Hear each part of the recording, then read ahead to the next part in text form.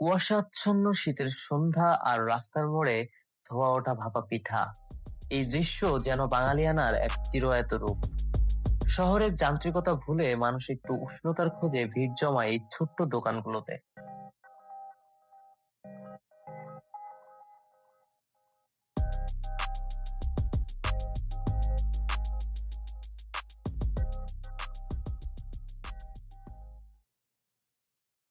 চোখের সামনে নিপুণ হাতে তৈরি হচ্ছে গরম ভাপা আর চিতই, সাথে যখন যোগ হয় সরিষা, শুটকি কিংবা ধনেপাতার ঝাল ভর্তা, তখন যেন স্বাদের ষোলকলা পূর্ণ।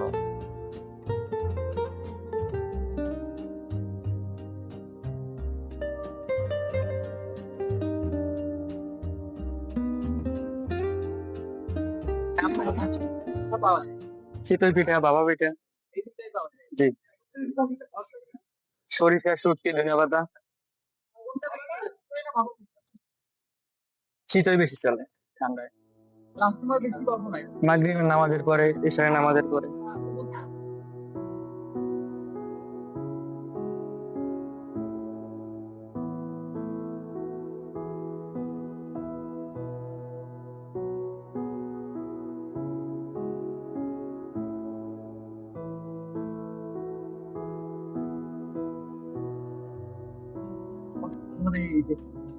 প্রায় 3 বছর।